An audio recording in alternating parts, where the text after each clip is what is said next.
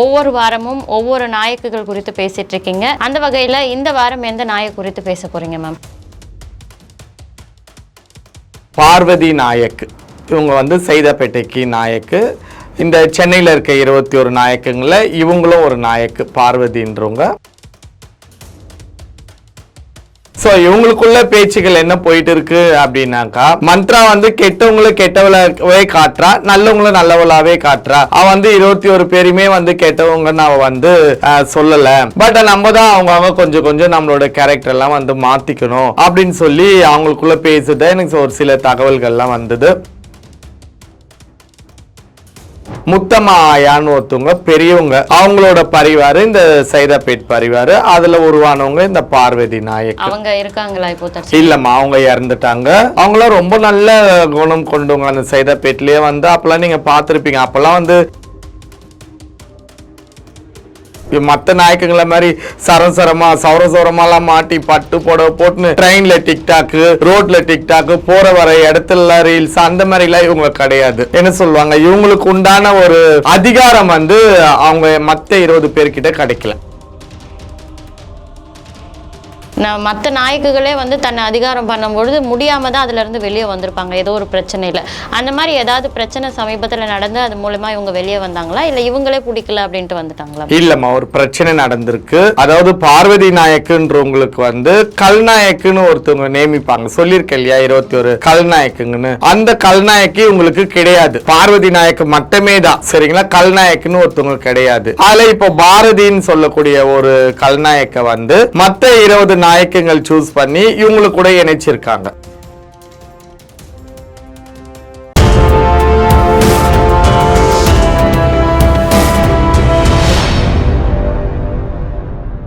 You Tamil நேயர்களுக்கு வணக்கம். இன்னைக்கு நம்ம கூட வெளிச்சம் அறக்கட்டளையோட நிறுவனர், திருநங்கை சமூக போராளி திரு மந்த்ரா அவர்கள் தான் இணைஞ்சிருக்காங்க. வணக்கம் மேம். வணக்கம்மா. யூ தமிழ் நேயர் அனைவருக்குமே எனது பணிவான வணக்கங்கள். எல்லாரும் எப்படி இருக்கீங்க? நடுவில் கொஞ்சம் டிலே ஆயிடுச்சு அடுத்த கண்டென்ட் நாயக்கை பற்றி பேசுறதுக்கு. என்னென்னா கொஞ்சம் எனக்கு உடம்பு சரியில்லாமல் இருந்தது, அதனால வர முடியாமல் போயிடுச்சு. இனிமேல் கரெக்டாக வந்துடும். அனைவருக்குமே வணக்கம். ஒவ்வொரு வாரமும் ஒவ்வொரு நாயக்குகள் குறித்து பேசிட்டு இருக்கீங்க. அந்த வகையில் இந்த வாரம் எந்த நாயக் குறித்து பேச போறீங்க மேம்? இந்த வாரம் வந்து நம்ம எந்த நாயக்கை பேச போறோம்னா, நமது பார்வதி நாயக். இவங்க வந்து சைதாப்பேட்டைக்கு நாயக்கு. இந்த சென்னையில் இருக்க 21 நாயக்குங்கள இவங்களும் ஒரு நாயக்கு, பார்வதின்றவங்க. அந்த பார்வதி நாயக்கை பற்றி இந்த வாரம் பேச போகிறோம். 21 நாயக்குகளுக்கும் நீங்கள் எதிரி கிடையாது, தப்பு பண்ணுறவங்களுக்கு தான் எதிரி அப்படின்ற மாதிரியான டாக்ஸ் எல்லாம் நிறைய பேச ஆரம்பிச்சிட்டாங்க. அந்த வகையில் இந்த நாயக் குறித்து பேசும்பொழுது இவங்க எப்படியாப்பட்ட நாயக்கு, இளம் திருநங்கைகளுக்கு அவங்களுடைய பார்வைக்கு எந்த மாதிரி ஒரு நாயக்கா இவங்க இருக்காங்க அப்படின்றது குறித்து சொல்லுங்க மேம். அதாவதுமா, 21 நாயக்குங்களுக்கும் மந்த்ரா வந்து எதிரி கிடையாது தான். ஒரு சில நல்ல உள்ளங்களுக்கெல்லாம் என்னை வந்து ரொம்பவே பிடிக்கும். அதே போல் இந்த 21 நாயக்கங்களும் பார்த்தீங்கன்னா, நான் ஆரம்பத்துலேருந்தே சொல்லிட்டு இருப்பேன், 21 பேருமே கெட்டவங்க கிடையாது. அதில் ஒரு சில நல்ல உள்ளங்கள், நல்ல குணங்கள், நல்ல மனிதர்கள்லாம் இருக்காங்கன்றத வந்து நான் சொல்லியிருக்கேன். அதை பற்றி நடுவில் நம்ம ஒரு 2-3 கண்டென்ட் வந்து அவங்கள பற்றிலாம் பேசியிருக்கிறோம். ஸோ இவங்களுக்குள்ள பேச்சுகள் என்ன போயிட்டு இருக்கு அப்படின்னாக்கா, மந்த்ரா வந்து கெட்டவங்களை கெட்டவளாவே காட்டுறா, நல்லவங்கள நல்லவளாவே காட்டுறா. அவ வந்து 21 பேருமே வந்து கெட்டவங்கன்னு அவ வந்து சொல்லல. பட் நம்ம தான் அவங்க கொஞ்சம் கொஞ்சம் நம்மளோட கேரக்டர் எல்லாம் வந்து மாத்திக்கணும் அப்படின்னு சொல்லி அவங்களுக்குள்ள பேசுத எனக்கு ஒரு சில தகவல்கள்லாம் வந்தது. அதுல இப்போ கொஞ்சம் நிறைய பிரச்சனைகளும் இருக்கு. இப்போ நம்ம சொல்ல போனோம்னா, இந்த சைதாப்பேட் நாயக்கு பார்வதி நாயக்கை பத்தி சொல்லணும்னா, இந்த 21 நாயக்குல இவங்களும் ஒரு நாயக்கு, சரிங்களா? இந்த பார்வதி நாயக் வந்து சைதாப்பேட்டைக்கு. இந்த சைதாப்பேட்டையில் இந்த பார்வதி நாயக்கோட பரிவாரன்னு கேட்டிங்கன்னா, பெரியவங்க, அவங்களுக்கு பாம்பர் சொல்லி தான் நான் அவங்க பேர் சொல்லணும். முத்தம்மா ஆயான்னு ஒருத்தவங்க பெரியவங்க, அவங்களோட பரிவாரு இந்த சைதாப்பேட் பரிவாரு, அதுல உருவானவங்க இந்த பார்வதி நாயக். அவங்க இருக்காங்களா இப்போ? இல்லம்மா, அவங்க இறந்துட்டாங்க. அவங்களாம் ரொம்ப நல்ல குணம் கொண்டவங்க. அந்த சைதாப்பேட்லயே வந்து அப்பெல்லாம் நீங்க பாத்திருப்பீங்க. அப்பெல்லாம் வந்து திருநங்கை கூட்டம்னு பாத்தீங்கன்னாலே சைதாப்பேட்ல தான் இருக்கும். எத்தனை வருஷத்துக்கு? ஒரு 10-15 வருஷம் இருக்கும்னு வச்சுக்கோங்களேன். இந்த சைதாப்பேட்டை அந்த ஆறுலாம் இருக்குது தெரியுங்களா, கூவம், அங்கே தான் திருநங்கை கூட்டம் எல்லாருமே இருப்பாங்க. சைதாப்பேட்டிலன்னு வந்துட்டாலே இந்த இடத்துல போனால் இங்கே திருநங்கை இருப்பாங்க அப்படின்ற மாதிரிலாம் ஒரு இது இருந்தது. அவங்க எல்லாமே கூட வந்து ஒரு நல்ல ஒரு இதில் தான் வாழ்ந்துட்டு நல்லபடியாக மறைஞ்சி தெய்வமாக மாறி இருக்காங்க. சைதாப்பேட் முத்தமாயா அவங்க பரிவரில் உருவான இந்த பார்வதி நாயக்கு. இந்த பார்வதி நாயக்கு இந்த 21 பேர்ல இவங்களும் ஒருத்தர் அப்படின்னு சொல்லியிருந்தேன். இது வந்து கடந்த ஒரு 25 நாட்களுக்கு முன்பு. ஏன் அந்த குறிப்பிட்ட 25 நாட்களுக்கு முன்னாடி? குறிப்பிட்ட 25 நாளுக்கு முன்னாடி வந்து இந்த 21 பேர்ல இவங்களும் ஒருத்தர். சரிங்களா? இப்போ இந்த 25 நாளைக்கு அப்புறம் இவங்க எனக்கு இந்த நாயக்கு சிஸ்டம் வேண்டாம், எனக்கு இந்த நாயக்கு பதவியை வந்து ராஜினாமா பண்ணிட்டு வந்துட்டாங்க அப்படின்னு அந்த குரூப்புக்குள்ள ஒரு சில பிரச்சனைகள் இருக்கு. அதனால இவங்களோட கல்நாயக்குன்னு சொல்லக்கூடிய பாரதின்னு ஒருத்தவங்க, அவங்கள வந்து இவங்களுக்கு விருப்பம் இல்லாம அவங்கள வந்து போஸ்ட் பண்ணி இவங்களுக்கு கல்நாயக்கா தள்ளுறதுனால இவங்களுக்கு அதுல உடன்பாடு இல்லாம அந்த நாயக்க குரூப்புங்கள்லாம் அந்த மற்ற நாயக்குங்க யாருமே வந்து இவங்களுக்கு சப்போர்ட் பண்ணல, அவதான் கல்நாயக்குன்ற மாதிரிலாம் பேசல, இவங்களுக்கு உடன்பாடு இல்லைன்னு சொல்லி நாயக்க குரூப்பை விட்டு வெளியே வந்துட்டாங்க. இப்போ எனக்கு நாயக்க பதவியும் வேணாம், எனக்கு அந்த சிஸ்டமும் வேண்டாம், நான் என் தானத்துல நான் வாழ்ந்துக்கிறேன், நான் வந்து ஒரு கவர்மெண்ட் ஸ்டாப்பு, உண்மையிலே அவங்க ஒரு கவர்மெண்ட் ஸ்டாப் தான். ஒரு ஹாஸ்பிட்டல்ல வந்து நர்ஸாவோ ஏதோ வேலை நர்ஸ் இல்ல ஹவுஸ் கீப்பிங் ஏதோ பண்றாங்க, பர்மனண்டா, டெம்பரரிலாம் கிடையாது, பர்மனண்டா பண்ணிட்டு இருக்காங்க. அதனால நான் பாத்துக்கிறேன் அப்படின்னு சொல்லிட்டு.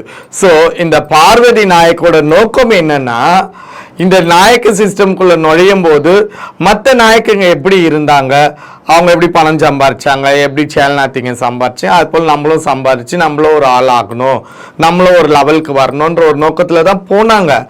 ஆனா மற்ற நாயக்க எல்லாருமே பாத்தீங்கன்னா வட சென்னையை சார்ந்தவர்கள், யாருமே இந்த தென் சென்னை சார்ந்தவர்கள் கிடையாது. அப்போ எல்லாமே எப்படி சொல்லுவாங்க, ஒரு ஊருக்கு ஒரு நாயக்குன்ற மாதிரி இவங்க ஒரு ஏரியாவுக்கு ஒரு நாயக்கா உருவாக்கப்பட்டவங்க.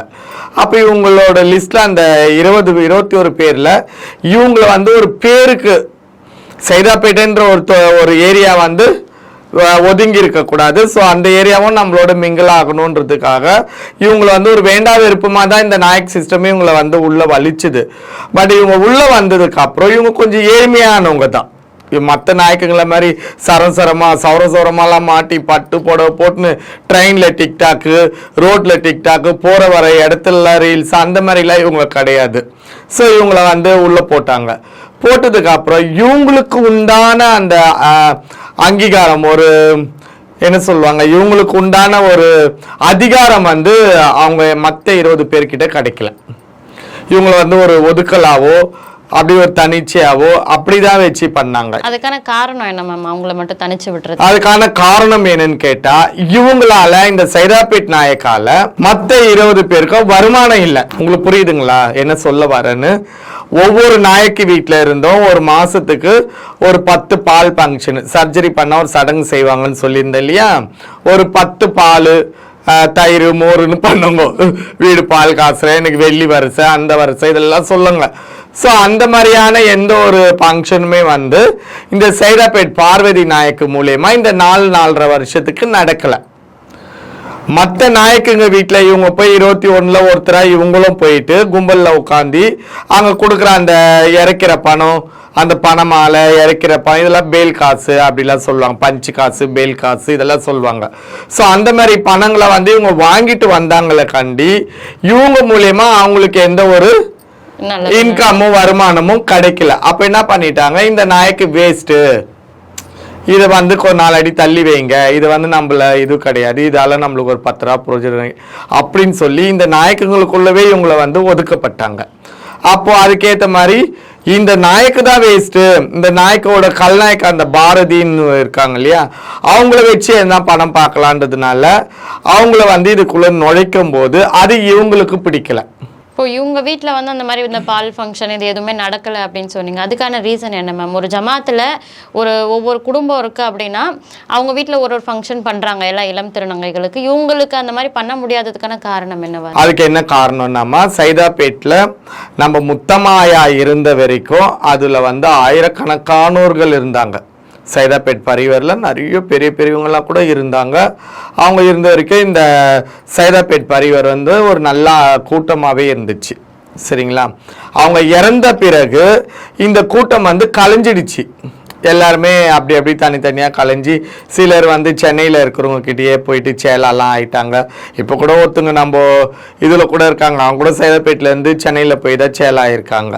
அப்படிலாம் சேலான்னா பொண்ணு தத்து ஆயிருக்காங்க. அப்படி போயிட்டாங்க. அதனால இவங்க கூட்டம் கொஞ்சம் கலைஞ்சிடுச்சு. இன்னொன்று வந்து முத்தமாயா இருந்த அந்த ஒரு கெத்து, அவங்க இருந்த அந்த ஒரு இது வந்து இப்ப இருக்கிறவங்க யாருக்குமே இல்லை. தலைமை சரியில்லாததுனால சரியில்லை. தலைமை சரியில்லைன்றதை விட எப்படி சொல்லலாம், ஒரு ஸ்ட்ராங்கான ஒரு பேச்சு, அதுதான் நீங்க சொன்னதுதான். அப்படி இருக்கும்போது இவங்களுக்கு அடிப்படைஞ்சு இங்க ஒரு கூட்டம் வந்து இல்லாம குறைஞ்சிடுச்சு. குறைஞ்சிடவோ இப்போ இவங்க சைதாப்பேட்டில் பார்த்தீங்கன்னா இன்னொன்று நம்ம பெருமையாக சொல்லலாம். சென்னையில் தான் வந்து நிறைய பேர் சர்ஜரி பண்ணவங்க பண்ணாதவங்க அப்படி இப்படி எல்லாமே மிங்கிள் ஆகிட்டு இருக்கோம். சைதாப்பேட்டில் பார்த்தா எல்லாம் ஆல்மோஸ்ட் சர்ஜரி பண்ணவங்க தான். புதுசாக ஒருத்தருக்கு பண்ணாதான் நம்ம இந்த ஃபங்க்ஷன்லாம் பண்ண முடியும், உங்களுக்கு வருமானம்லாம் வந்து சேரும். பண்ணாத போது எப்படி வந்து சேரும்? அப்படி இருக்கும்போது இந்த சைட்டில் வந்து தென் சென்னையில் சைதாப்பேட் கும்பலில் இந்த ஃபங்க்ஷன்லாம் அவ்வளோவா கிடையாது. இன்னொன்று எல்லாருமே கூட வந்து சைதாப்பேட்டை சொல்லணுனாக்கா யாரையும் கொள்ளடிச்சு அடுத்தவங்களை ஏமாற்றி மிரட்டி கொத்தடிமையாக வச்சு பணம் பறிக்கல. அப்படி பறிச்சிருந்தா தானே இந்த சைதாப்பேட்டில் இருக்கிறவங்களாம் வந்து 3 அடுக்கு 4 அடுக்கு வீடு கட்டியிருப்பாங்க, சேடு வீட்டு மாடல் மாதிரி கட்டியிருப்பாங்க, மின் வாசல் பின் வாசல் எல்லாமே வச்சிருப்பாங்க, கிலோ நகையை போட்டுக்கிட்டு ரீல்ஸ் எல்லாம் பண்ண முடியும். அப்படிலாம் எதுவுமே இல்லாததுனால எல்லாருமே ஒரு ஏழ்மை, அன்னைக்கு வருமானம் வருது, சாப்பிட்றோம், ட்ரெஸ் போடுறோம், என்ஜாய் பண்ணுறோம், ஜாலியாக அடுத்தவங்க இதுவும் இல்லாமல் நம்ம வாழ்கிறோன்ற மாதிரி வாழக்கூடிய கும்பல் இது சைதாப்பேட்டை. ஸோ அப்படி இருக்கும்போது இவங்க ஒரு வீடு கூட கட்ட முடியல. ஒரு வீடு கட்டினாலாவது ஒரு வீட்டுக்கு கிரக பிரவேசம் பண்ணணும்னு ஒரு அழைப்பு கொடுக்கலாம். அப்போ 21 பேர் வந்து சேருவாங்க, அதில் இறைப்பாங்க, கொடுப்பாங்க, கொட்டுவாங்க, எல்லாமே நடக்கும். அதில் பங்கு வரும் எல்லாருக்கும். அப்படி கூட இவங்களால எதுவுமே செய்ய முடியாததுனால இவங்க வந்து இந்த சைதாப்பேட் பார்வதி நாயக்கை வந்து கொஞ்சம் தள்ளி ஒதுக்கியே வச்சு ஒரு நாயக்கங்களே இவங்கள ஒரு அடிமைத்தனம் பண்றது. இதுக்கு பேரு நாயக்குகள் தான் இளம் திருநங்கைகளை அடிமையாக்குவாங்க அப்படின்னு பார்த்தா நாயக்களுக்குள்ளே அவங்கள அடிமைத்தனமா ஆக்கி வச்சிருக்காங்க. இருக்குமா நிறைய. இப்போ இந்த ஜமாத் சிஸ்டத்துல பாத்தீங்கன்னா நாயக்குகளா இருக்கக்கூடிய தலைவர்கள் வந்து அவங்களுக்கு கீழே இருக்கக்கூடிய அந்த இளம் திருநங்கைகள் கிட்ட ஒரு நாளைக்கு இவ்வளவு அமௌண்ட் நீங்க சம்பாரிச்சு கொடுக்கணும், இல்ல அதுல ஒரு பங்கு கொடுக்கணும் அப்படின்ற மாதிரி தொல்லை கொடுக்கறதா டார்ச்சர் பண்றதா நிறைய விஷயம் நீங்க கடந்த வீடியோக்கள்ல பேசியிருந்தீங்க. அந்த மாதிரி இந்த சைதை பார்வதி அப்படின்ற திருநங்கை அவங்களுக்கு கீழே இருக்கக்கூடிய இளம் திருநங்கைகளுக்கு எந்த மாதிரி தொல்லை கொடுக்குறாங்க மேம்? அதாவதுமா நாயக்கு சிஸ்டம்னே பார்த்தீங்கன்னாலே தொல்லை தானே. புதுசாக சொல்கிறதுக்கு என்ன இருக்குது? இந்த நாயக்கு சிஸ்டமே ஒரு தொல்லை தான்.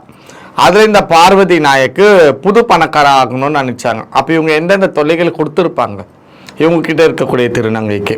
ஸோ இவங்ககிட்டேருந்தே என்கிட்ட வந்து ஒரு 2 திருநங்கைகள் வந்தாங்க. இப்போது ரீசெண்டாக ஒரு 2-3 மாதம் முன்னாடி வந்து எவ்வளோ சொன்னாங்க. அதாவது இப்போல்லாம் நாங்கள் என்ன பண்ணுறதுன்னா, ஒருத்தர் பிடிக்கலன்னு ஒருத்தர் வரும்போது அவங்கள பற்றி நிறைய கதைகள்லாம் சொல்லுவாங்க. ஸோ 2 தரப்புமே நம்ம விசாரிச்சோம்னா தான் எது உண்மை பொய்ன்றது தெரியும். எனக்கு இந்த பார்வதி நாயக்கை கூப்பிட்டு விசாரிக்கணுன்ற உடன்பாடு எனக்கு இல்லை. அதனால நான் அதை வந்து விசாரிக்கவும் இல்லை. அந்த 2 திருநங்கைகளுக்கும் சொன்னேன், வெளிச்சம் அறக்கட்டளையில் உறுப்பினராக நீங்கள் இருக்கிறதா இருந்தால் இருங்க, இல்லைன்னா போகிறதா இருந்தால் போங்க, உங்களோட விருப்பம்னு சொன்னேன். ஒரு 2-3 டேஸ் இருந்தாங்க. அதுக்கப்புறம் அவங்களே வந்து இவங்கக்கிட்ட போல் பேரண்ட்ஸோடு போயிட்டு நாங்கள் எதுனா பொழப்பு பார்க்குறோன்னு சொன்னோன்னே அவங்க பேரண்ட்ஸ் வர வச்சு பேசி அவங்க பேரண்ட்ஸ்கிட்டயே நான் வந்து ஒப்படைச்சிட்டேன். போயிட்டாங்க, ஏற்றுக்கிட்டாங்க. ஆல்மோஸ்ட் அவங்க வீட்டில் ஏற்றுக்கணுங்க தான். இவங்க பொழப்புக்காக சென்னைக்கு வந்து இவங்களோட டீம் கூட இருந்திருக்காங்க. அப்போ அதே சேம் தான், எல்லா நாயக்கும் பண்ணுற மாதிரியே டெய்லி 1000 ரூபாய் கொடுக்கணும் அப்படின்ற மாதிரிலாம் இவங்க கேட்டதா வந்து வந்த திருநங்கை வந்து சொன்னாங்க. பார்வதி நாயக்கு மேலே வந்து நிறைய கம்ப்ளைண்ட் இல்லைனாலும் அந்த மற்ற 20 நாயக்குகள் செய்யக்கூடிய செயல்களை இவங்க இப்போ ஆரம்பிச்சிருக்காங்க. புரியுதுங்களா? இவங்களும் பணக்கார ஆகணும், நம்மளும் அவங்கள மாதிரி சரசரமாக நகை போடணுன்றதுக்காக இந்த பார்வதி நாயக் வந்து ஆரம்பிச்சிருக்காங்க. அது என்னமோ இவங்க கேரக்டருக்கு வந்து அது செட் ஆகலை. செட் ஆகாமல் வர திருநங்கைகள் இவங்களுக்கு கட்டுப்பட்டு இவங்களுக்கு பயந்து இல்லை. ஏன்னாக்கா எப்படின்னாக்கா இந்த பார்வதி நாயக்கு கிட்ட வந்து போல்டான பேச்சோ தெளிவாவோ இருக்காது. இவங்களும் வந்து இப்படி இருப்பாங்க ஒல்லியா. அப்போ இவங்களுக்கு என்ன நம்ம பயப்படணும், இவங்க சொல்றத நம்ம என்ன கேட்கணும் அப்படின்ற மாதிரி போயிடுச்சு. இந்த 20 பேருமே கூட சென்னை நாயக்குங்க.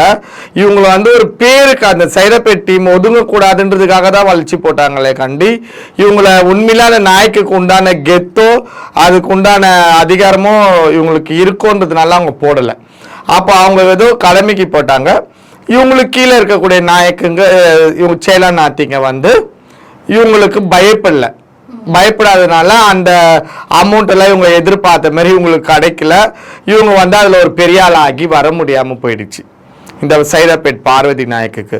பட் வந்து இவங்களுக்குன்னு அடங்கி இருந்தவங்கக்கிட்ட வந்து இவங்களோட வேலைகள்லாம் நிறையவே காட்டியிருக்காங்க. சேம் இதே தான், படம் கேட்டு மிரட்டுறது, இது பண்ணுறது, அது பண்ணுறது, மற்ற நாயக்குங்க என்னென்ன பண்ணுறாங்களோ அது அத்தனையுமே இவங்களுக்கு பயப்படுறவங்க கிட்ட நடத்தியிருக்காங்க. இப்போ இவ்வளோ பிரச்சனைகள் இருந்தாலும் தாக்கு பிடிச்சிட்டு இருந்திருப்பாங்க. ஒரு கட்டத்தில் வந்து மற்ற நாயக்குகளே வந்து தன்னை அதிகாரம் பண்ணும்பொழுது முடியாமல் தான் அதுலேருந்து வெளியே வந்திருப்பாங்க ஏதோ ஒரு பிரச்சனையில். அந்த மாதிரி ஏதாவது பிரச்சனை சமீபத்தில் நடந்து அது மூலமாக இவங்க வெளியே வந்தாங்களா, இல்லை இவங்களே பிடிக்கல அப்படின்ட்டு வந்துட்டாங்களா? இல்லைம்மா, ஒரு பிரச்சனை நடந்திருக்கு. அதாவது பார்வதி நாயக்குன்றவங்களுக்கு வந்து கல்நாயக்குன்னு ஒருத்தவங்க நியமிப்பாங்க, சொல்லியிருக்கேன் இல்லையா 21 கல்நாயக்குங்கன்னு. அந்த கல்நாயக்கி உங்களுக்கு கிடையாது, பார்வதி நாயக்கு மட்டுமே தான், சரிங்களா? கல்நாயக்குன்னு ஒருத்தவங்க கிடையாது.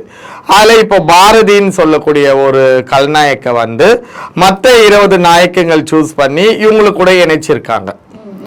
இப்போ வந்து என்ன பிடிச்சிருந்து ஒருத்தவங்க வராங்கன்னா ஓகே, என்னை பிடிக்காத ஒருத்தவங்க வந்து எனக்கு கல்நாயக்கா இருக்கும் போது, ஏன்னா நாங்கள் 2 பேர் பேசி தான் வந்து ஒரு முடிவு எடுக்கணும். அப்போ எனக்கு ஒன்றுக்குமே ஆகலை, அவங்கள தூக்கி நீ ஏன்னு கல்நாயக்கா போட்டா எப்படி? இவ்வளோ நாள் அவங்களுக்கு கல்நாயக் இல்லாமல் இருந்ததுக்கான ரீசன் என்ன மேம்? ஏமா இவங்களே நாயக்கா அவங்க இது பண்ணிக்கலையே, ஏதோ அந்த ஏரியா விட்டு போக கூடாதுன்றதுக்காக இவங்களை பிடிச்சி போட்டாங்க. அதனால இவங்களுக்கு கல்நாயக்குன்னு ஒருத்தவங்களை வந்து நியமிக்கல.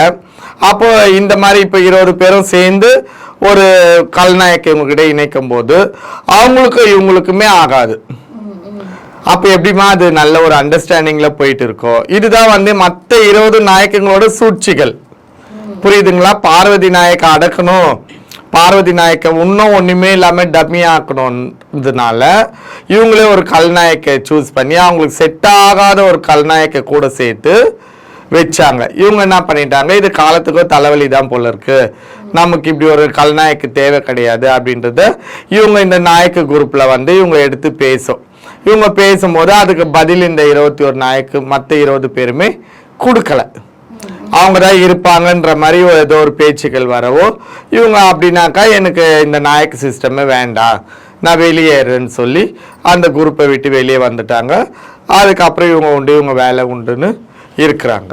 இப்போ அந்த சைதாப்பேட்டை தொகுதிக்கான அந்த போஸ்டிங் வந்து காலியா இருக்கு. அடுத்தது அதுல நியமிக்கிறதுக்கான வேற யாரை நியமிக்கிறதுக்கான வேலைகள் தான் நடந்துட்டு அதெல்லாம் கூடிய சீக்கிரம் பண்ணிடுவாங்கம்மா. அதாவது எப்படி இவங்க இந்த மற்ற 20 நாயக்குகளோட வேலை என்ன, அந்த மாலக்கு ஜியோட வேலை என்ன, இப்போ இவங்க போயிட்டாங்க. இப்போ நானும் யூ தமிழ் சேனல்ல பேசிட்டேன், இதுவும் டெலிகாஸ்டும் எல்லாம் வச்சு பார்ப்பாங்க. அடுத்து என்ன பண்ணுவாங்க, சைதாப்பேட்டையை தேடி போய் பார்வதி நாயக்கு காலிலையோ கையிலையோ விழுந்து அழுது அவங்களோட கண்ணீர்களால இவங்களுக்கு பாதாபிஷேகம் பண்ணி மறுபடியும் வந்து அந்த நாயக்கு குரூப்ல சேர்ப்பாங்க பாருங்க. அடுத்த இன்டர்வியூல நான் சொல்லும் பாருங்க, பார்வதி நாயக்கு வந்து ஜாயிண்ட் ஆயிட்டாங்கன்னு. இப்போ உடனே போயிடுவாங்க, ஆஹா இது மந்த்ராக்கு தெரிஞ்சிடுச்சு, இவன் இது ஒரு பெரிய இதுவா இவ பேசிட்டா, இந்த பார்வதி நாயக்கை நம்ம விடக்கூடாது அப்படின்னா பேசி மறுபடியும் ஜமாத்துல இட்டு சேர்க்கணும். இதுதான் இவங்களோட வேலைகள். பட் இதுலயே எனக்கு ஒரு நல்லது என்ன நல்லது மேம்? என்ன நல்லதுனாக்கா, உங்ககிட்ட இருந்து மிஸ் ஆகி வெளியே வராங்க இல்லையா, வெளியே வரவங்க பயந்து போயிட்டு உங்களுக்கெல்லாம் பயந்து தான் வெளியே வராங்க. ஆனால் திருப்பி நீங்கள் எல்லாருமே போய் அவங்கக்கிட்ட கெஞ்சி கூத்தாடி அவங்களுக்கு ஏதோ பண்ணி கெஞ்ச விட்டு மறுபடியும் நீங்களே இட்டு போய் சேர்த்துக்கிறீங்க இல்லையா, அதுவே ஒரு வெற்றி தானம்மா. கரெக்டா தப்பா நான் சொன்னது? வேணான்னு தூக்கி போட்டு வந்துட்டாங்க, நீங்க வேணான்னு போனவங்க திருப்பி போய் கெஞ்சி வைட்டு வந்து உங்ககிட்ட சேர்க்கும் போது இவங்களுக்கு செய்யற நான் ஒரு நல்ல நான் இதுல பேசுனதுனால தான் நீங்க எல்லாருமே ஓடுறீங்க. நான் பேசாம கம்முன்னு விட்டுட்டேன்னா இவங்களும் கம்முன்னு தருவாங்க. இப்ப நான் பேசு உங்களுக்கு அசிங்கமாயிடுச்சு. இப்போ என்ன பண்ணாங்க, திருப்பி போயிட்டு அந்த பார்வதி நாயக்கை பேசிக்கிது திருப்பி ஜமாத்துல கூப்பிட்டுன்னு வருவாங்க. எல்லாம் இப்படிதான் நடந்துன்னு இருக்கு இந்த 6 மாசமா. யாரெல்லாம் ஜமாத்து வேண்டான்னு வெளியே வராங்களோ அவங்களுக்கெல்லாம் ஒரு 2 நாள் அதாவது அப்படியே விட்டுடுறாங்க. விட்டு அவங்க உண்டு அவங்க வேலை விண்டுன்னு இருந்தாக்கா கண்டுக்க மாட்டாங்க. அவங்க மந்த்ரா கூட வந்து உட்காந்துட்டாங்க இல்ல மந்த்ரா கிட்ட போய் சேர்ந்துட்டாங்கன்னா உடனே அவங்களுக்கு ஃபோன் கால்ஸ் எல்லாமே போகும். இந்த மற்ற நாயக்குகள் எல்லாருமே பேசுவாங்க, பேசி கூப்பிடுவாங்க. அப்படியே அவங்க வரல ஸ்டாப் பண்ணா இல்ல எனக்கு பிடிக்கல நான் வரலனாக்கா உடனே அந்த மாலக்கு ஜி போன் பண்ணுவாங்க. அது வரைக்கும் அந்த மாலக்கு நீங்கள யாருன்னே தெரியாது, இப்படி ஒரு திருநங்கை இருக்குன்றதே தெரியாது. ஆனா அந்த நேரத்துக்கு அந்த மாலக்கு போன் பண்ணுவாங்க. ஏண்டா கண்ணு நைனா நைனா இப்படி பண்ணுது அப்படின்னு அந்த அம்மா வந்து மாலக்கு ஜி வந்து பேசுவாங்க. பேசி கீசி அவங்க சில இதுவெல்லாம் சொல்லி உடனே உங்களுக்கு ஒரு மனசு இறங்கிடும். பெரியவங்களே வந்து பேசிட்டாங்க, இனிமே இந்த தவறுலாம் நடக்காது நைனா, நான் தாதி நானி சொல்றது கேள் நைனான்னு சொன்னோன்னே இவங்களுக்கு கொஞ்சம் கோவம்லாம் சாந்தமாகும். எந்த காரியம் இந்த நாயகி சிஸ்டம்ல நடக்கலன்னு வெளியே வந்தாங்களோ அது நான் நடத்தி கொடுக்குற வானதுக்கு அப்புறம் என்னமா பண்ணுவாங்க, போக தானே செய்வாங்க. அப்ப அதுலயே நான் ஜெயிச்சிட்டேனே. முடியாதுன்னு வெளியே வந்தவங்க என் கையை பிடிச்சதுக்கு அப்புறம் அது முடியுதுன்னு திருப்பி அதுக்குள்ள போகும்போது அவங்க நினைச்ச காரியம் நடக்குதுன்னும் போது இதுக்கு மேல என்ன இருக்கு சொல்றதுக்கு. இதுதான் அது. சைதாப்பேட் நாயக்கு பார்வதி நாயக்க பொறுத்த வரைக்கும் சில பிரச்சனைகள் நிறைய போயிட்டு இருக்கு. அந்த பிரச்சனைகளை வந்து அவங்களால தாக்கு பிடிக்க முடியாம சரி வேண்டாம் அப்படின்னு சொல்லி இதுல இன்னொரு முக்கியமான விஷயம் சொல்ல மறந்துட்டோமா. இந்த நாயக்கு சிஸ்டம் வந்து இந்த 4.5 வருஷத்துல எல்லாரும் லட்சமா சம்பாதிச்சாங்க. பட் பாவம் இந்த பார்வதி நாயக்கால 1 லட்சம் கூட சம்பாதிக்க முடியாம 9 லட்சம் ரூபாய் நீ கடங்காராதான் இருக்காங்களாம். நாயக் பதவிக்காக அவங்க இன்வெஸ்ட் பண்ண அமௌண்ட் எவ்வளவு? அதுதான் நாயக்கு பதவிக்காக 12 லட்சமோ 13 லட்சமோ இவங்க இன்வெஸ்ட் பண்ணிருக்காங்க. அதுல இந்த 3-4 வருஷத்துல வந்த வருமானத்துல கொஞ்சம் கடன் அடிச்சு இப்போ 9 லட்சம் ரூபாய் கடங்காரியா தான் உட்காந்துட்டு இருக்காங்க. உங்களுக்கு புரியுதுங்களா? இந்த நாயக் சிஸ்டம்ல இருந்து இவங்க எதிர்பார்த்த அளவுக்கு வருமானம் எதுவுமே வரல. ஏன்னா என் வீட்டுல 4-5 பால் ஃபங்க்ஷன் வைக்கிற 20-25 எனக்கு ஒரு நாளைக்கு ஹிசாப் கிடைக்குது வாங்குற. உங்க வீட்டுல ஒண்ணுமே நடக்கலன்னும் போது நாங்களா போக மிச்ச மீதியை கொடுக்கறதுதான் நீ வாங்கிட்டு போனோம். அப்ப அதை வச்சு என்ன பண்ணுவாங்க, எல்லாருக்கும் ஒரு 20,000 போது உங்களுக்கு ஒரு 5,000 ரூபாய் கிடைக்கும். அப்போ இவங்களுக்கு ஒரு மன கஷ்டம். இந்த மாதிரி நிறைய விஷயங்கள் இருக்கு. அப்போ இதனால இவங்களுக்கு 9 லட்சம் ரூபாய் கடனாதான் வந்து இவங்க உட்கார்ந்து இருந்திருக்காங்க இந்த 4.5 வருஷத்துல. இந்த பார்வதி நாயக்கு அதாவது அதிகாரம் இருந்து நாயக்கு பட்டம் இருந்து கூட சம்பாதிக்க தெரியாம ஒரு ஏமாளின்னு சொல்லலாம் இந்த பார்வதி நாயக்க. மற்றபடி இவங்களும் எல்லா நாயக்குங்களும் மாதிரியும் இவங்களுக்கு அடங்கி இருக்கக்கூடிய திருநங்கைகளை மிரட்டுறது, பணம் கேட்குது, இது எல்லாமே இருக்கு. அவங்க அளவுக்கு இவங்க சம்பாதிக்கல. இவ்வளவு நேரம் இந்த நாயக் குறித்து நிறைய விஷயங்களை எங்க கூட நேரம் ஒதுக்கி பகிர்ந்துகிட்டதுக்கு ரொம்ப நன்றிமா. மிக்க நன்றிமா. யூ தமிழ் நேயர் அனைவருக்குமே மந்த்ராவின் பணிவான வணக்கம்.